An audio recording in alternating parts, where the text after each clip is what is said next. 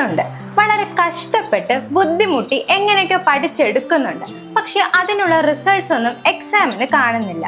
Memory power അത്ര പോരാ, പഠിക്കുന്നതൊക്കെ മറന്നു പോകുന്നു. ഇനി ബുദ്ധി ഇല്ലാഞ്ഞിട്ടാണോ? അല്ല, ബുദ്ധി ഇല്ലാഞ്ഞിട്ടൊന്നുമല്ല. പഠിക്കുന്ന രീതികളൊക്കെ ഒന്ന് മാറ്റി മെമ്മറി പവറൊക്കെ ഒന്ന് കൂട്ടിക്കഴിഞ്ഞാൽ ഇടുന്ന എഫേർട്സിനുള്ള റിസൾട്ട്സ് ഒക്കെ തനിയെ വരും. എങ്കിൽ അതിനായി ഞാൻ ഈ പറയുന്ന കുറച്ച് കാര്യങ്ങൾ നോട്ട് ചെയ്യൂ. Active learning, strategic planning, effective time management.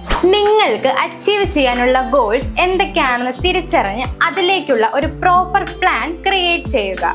എങ്ങനെയെങ്കിലും പഠിച്ചു തീർത്താൽ മതി എന്ന മെന്റാലിറ്റി ഇനി വേണ്ട.